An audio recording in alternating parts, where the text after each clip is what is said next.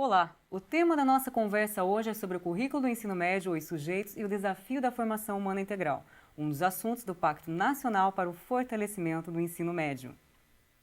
O Pacto pelo Fortalecimento do Ensino Médio é uma formação que articula ações e estratégias entre a União e o governo estadual, na formulação e implantação de políticas para elevar o padrão de qualidade do ensino médio, em suas diferentes modalidades, orientado pela perspectiva de inclusão de todos que a ele têm direito.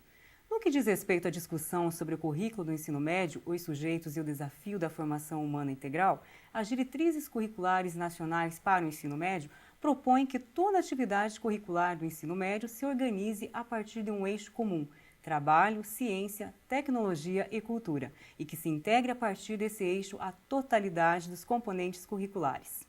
E para falar melhor sobre esse assunto, nós recebemos a professora Lorena Laskowski, técnica pedagógica do Departamento de Educação Básica, e Ana Carolina Morello, também técnica pedagógica do Departamento de Educação Básica. Olá, tudo bem? Olá. Sejam muito bem-vindas para o nosso bate-papo sobre o currículo e sujeitos e o desafio da formação humana integral. Professora Lorena, hoje nós temos um grande movimento de discussão em relação ao ensino médio no Brasil. Como que surgiu todo esse movimento e por qual motivo? Bom, Keila, tudo começou com a Emenda Constitucional 59 de 2009, a mesma que instituiu o ensino obrigatório dos 4 aos 17 anos. Ela veio com o objetivo também de estimular a discussão e ensino de qual o objetivo desse ensino médio. Aí, em 2009, foi criado o Programa Ensino Médio Inovador, o PROEMI, que tinha como objetivo continuar essa discussão em cima do ensino médio e fomentando propostas curriculares inovadoras. Depois disso, teve uma série de ações que culminou no Pacto pelo Fortalecimento do Ensino Médio, essa formação que nós, professores, estamos participando hoje.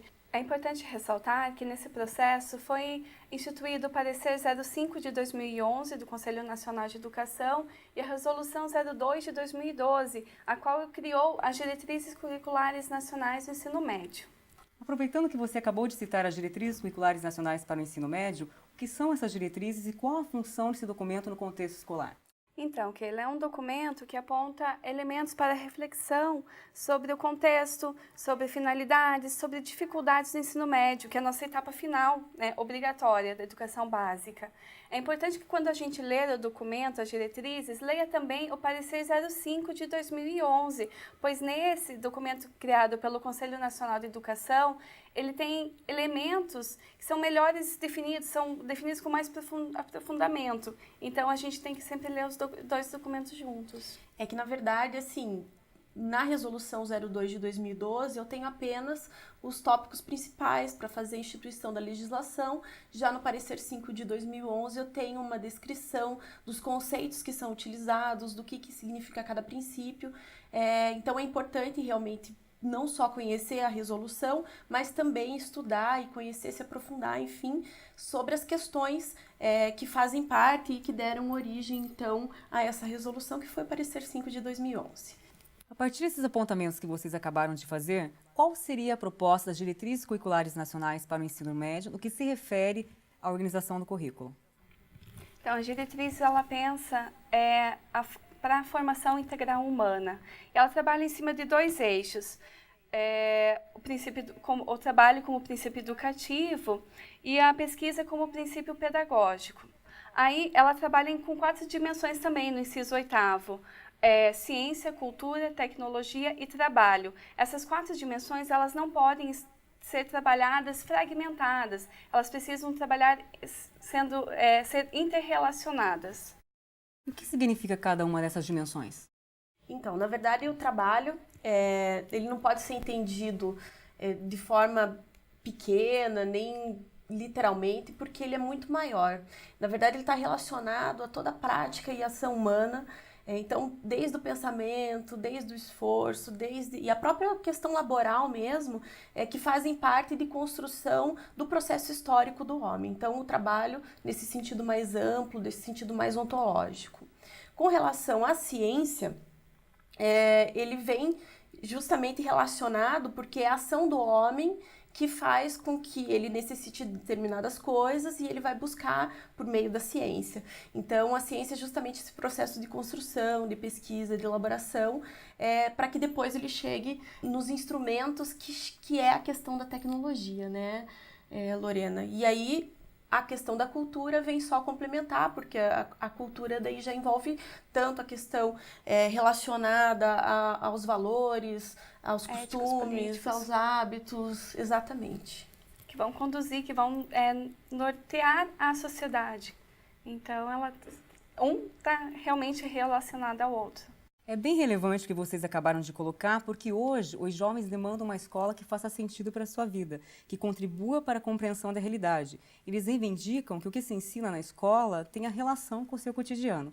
A partir desse grande desafio, quais são os apontamentos feitos pelas diretrizes curriculares nacionais para o ensino médio sobre essa questão e de que forma a escola pode fazer uma discussão para atender essa perspectiva? Bom, se a gente trabalhar com base nesses princípios que nós discutimos, relacionando com o contexto dessa escola, a gente consegue dar sentido realmente para esses jovens. É importante que não tenha essa separação das diretrizes sem o contexto. Então, quando for preparar a proposta curricular, que eu leve em consideração realmente o contexto, quem são esses jovens, o que eles querem ao preparar esse documento. Na verdade, a diretriz ela trouxe uma discussão bacana, porque toda discussão de currículo, na verdade, ela nunca levou em consideração o que esses jovens pensam, querem, enfim, né? E aí, o parecer e a resolução, ele traz, então, essa necessidade de se discutir essas juventudes. Não fala nem de juventude porque não existe uma só, são juventudes, né? E levar em consideração, seja qual ela for, o objetivo, na verdade, dessas juventudes, né? Seja ele de uma formação mais técnica ou uma formação pensada com relação à universidade, uma parte mais acadêmica, mas é importante que a escola ela faça justamente essa relação e possibilite essa ampliação de oportunidades. Né? E levar em consideração essas questões sobre a juventude traz essa devolutiva, esse feedback que é bacana, que é importante, na verdade, para que, de fato, a escola tenha sentido. Então é importante levar em consideração as diferentes juventudes, suas identidades, suas culturas, necessidades e a questão da diversidade. Exatamente. Ok, a Lorena, vocês duas, na verdade, já falaram sobre as questões das diretrizes curriculares nacionais para o ensino médio e aqui no estado do Paraná nós temos um documento específico, que são as diretrizes curriculares do estado do Paraná, que orienta a questão curricular. O que são essas diretrizes? As DCEs, como a gente costuma chamar, elas são uma construção coletiva, elas foram publicadas em 2008 e elas vieram justamente, na verdade não foram construídas, né? Elas foram construídas para poder fazer nortear as ações enquanto se pensa de concepção de homem, de mundo, com foco em qual é o papel da escola, e ele está justamente toda essa questão da importância de conteúdos, por exemplo, ela está embasada na pedagogia histórico-crítica, trazendo essa necessidade do homem enquanto ser histórico, de construção, e traz então as orientações de como se dá o conhecimento dentro das diversas disciplinas que compõem o currículo escolar na escola. Ok, aproveitando que você já está falando sobre as diretrizes curriculares do estado do Paraná, qual é a proposta dessas diretrizes para a organização do currículo? Então, ela prevê um currículo disciplinar, ou seja, dividido entre as disciplinas, e aí eu tenho disciplinas da Base Nacional Comum, que são obrigatórias, e eu tenho uma parte diversificada, que fica a cargo da própria escola fazer a relação. Diferente um pouquinho da concepção adotada nas diretrizes nacionais, que traz uma discussão muito forte com relação às áreas de conhecimento, né? As diretrizes estaduais, as DCEs, elas vêm afirmar a importância de se ter essa disciplinaridade, enquanto as DCNEMs, né, como a gente chama, prevê a integração curricular, as DCEs, por exemplo, elas trabalham no princípio de interdisciplinaridade. Então, assim, com algumas situações que divergem um pouquinho, mas que na verdade têm o mesmo objetivo. Com relação à própria estrutura dos conteúdos, por exemplo, a diretriz estadual, as DCEs, elas têm uma divisão de conteúdos por conta da própria organização. Então, primeiro eu tenho os conteúdos estruturantes, que são os saberes maiores, que é justamente a relação entre a prática escolar e aquela formação mais universitária, aquele conhecimento mais acadêmico. Então, a gente forma esses conteúdos estruturantes. A partir do conteúdo estruturante, eu posso fazer um desdobramento nos conteúdos básicos, e a partir dos conteúdos básicos, então, eu posso fazer o desdobramento no conteúdo específico. Até o conteúdo básico, na verdade, a escola ela tem, da diretriz traz uma lista, um rol de conteúdos que é importante de ser trabalhado.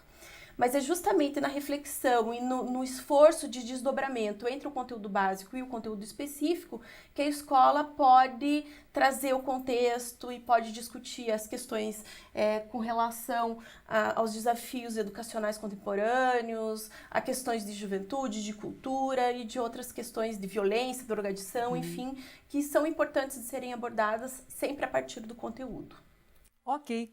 Vamos fazer um rápido intervalo e voltaremos logo em seguida.